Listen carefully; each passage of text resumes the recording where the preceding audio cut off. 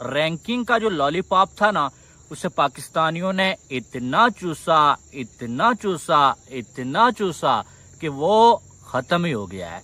और आज ये दिन देखना पड़ रहा है कि आईसीसी की जो टेस्ट रैंकिंग है ना, उसमें टॉप 10 में पाकिस्तानी ना बैटर और ना बॉलर आ रहा है। और सिर्फ यही नहीं, बल्कि पाकिस्तान की जो टीम है वो टेस्ट की रैंकिंग में नंबर 6 से सीधा नंबर 8 पे चली गई है। इतने सालों से पाकिस्तान क्रिकेट का बुरा टाइम था, नंबर 5-6 पे तो पाकिस्तान की टीम रहती थी। अब वो वक्त आ चुका है कि श्रीलंका और वेस्ट इंडीज, जो टेस्ट में इतनी कोई बेहतरीन टीमें नहीं थी, वो भी हमसे आगे चली गई हैं और हम जो है नंबर 8 पे आ चुके हैं।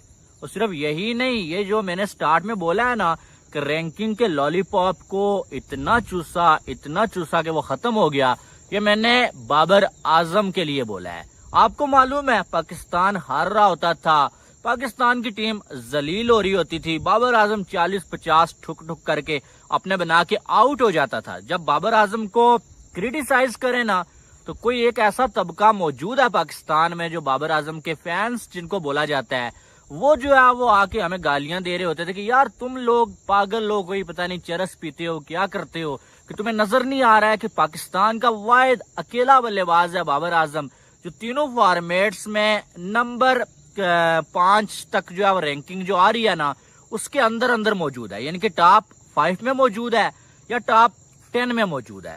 लेकिन यकीन करें, अब तो रैंकिंग तो गियो, अब तो टॉप 10 को छोड़ो, टॉप 11 में भी मौजूद नहीं है बाबर आजम।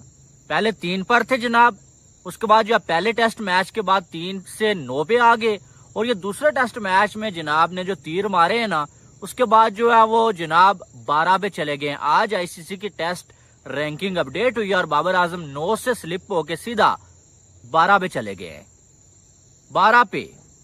और इस पूरी जो सीरीज है ने टोटल 64 रन बनाए हुए हैं।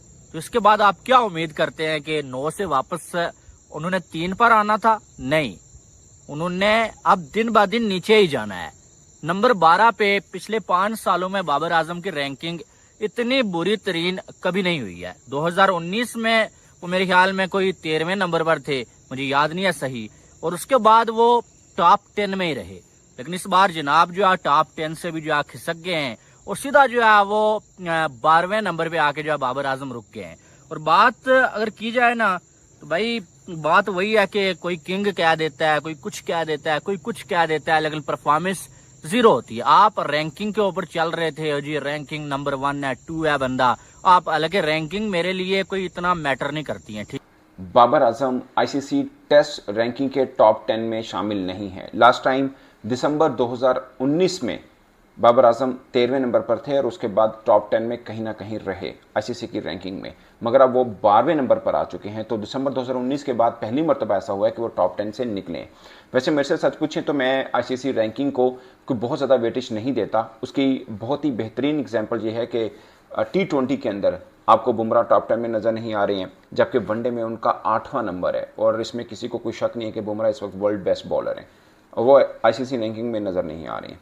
अगर वो नहीं है तो फिर एक्चुअली में ये कंप्यूटर जनरेटेड रैंकिंग होती है। मैंने इसके ऊपर 2 बार ब्लॉग किया था कि रैंकिंग कैसे बनाई जाती है। इनका एक सॉफ्टवेयर है आईसीसी का, उसके अंदर डाला जाता है जो भी बॉलर की परफॉर्मेंस और जब से वो खेल रहा होता है। इसमें एक रीज़न आप ये कह सकते हैं कि बुमराह बीच में कि जो कॉम्पिटिटिव क्रिकेट है बस वही खेलते हैं, छोटी मोटी टीमों के खिलाफ नहीं। जैसे जिम्बाब्वे के खिलाफ खेले हैं इंडिया तो वो बुमराह नहीं खेले हैं, अभी श्रीलंका के खिलाफ बुमराह नहीं खेले हैं, तो कोई बड़ा इवेंट आता है तभी खेलते हैं। एक रीज़न ये कह सकते हैं वो कम मैचेस खेलते हैं, शायद इसलिए वो रैंकिंग में नहीं आ रहे हैं।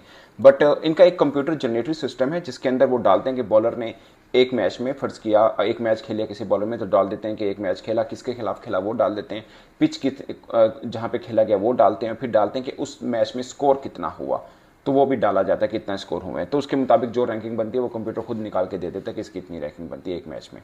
तो यूं करके ये रैंकिंग बनाई थी और हर हफ्ते जारी करता है आईसीसी रैंकिंग। और इस बार चूंकि बाबर आजम लगातार 15 इनिंग्स में 50 रन भी नहीं कर पाया आईसीसी टेस्ट रैंकिंग में, इसलिए वो टॉप 10 से बाहर हो चुके हैं। पाकिस्तान के सिर्फ एक बल्लेबाज मोहम्मद रिजवान हैं, वो आईसीसी टेस्ट रैंकिंग में 10वें नंबर पर हैं, जबकि जोए रूट, ये अगर आप इस तरह से देखें तो मुझे लगता है कि टेस्ट की रैंकिंग अगर आप देखें तो शायद थोड़ा बेहतर रहेगा, क्योंकि टेस्ट जब से ये वर्ल्ड टेस्ट चैंपियनशिप शुरू हुई है हर टीम अपनी कॉम्पिटिटिव टीम ही खिलाती है।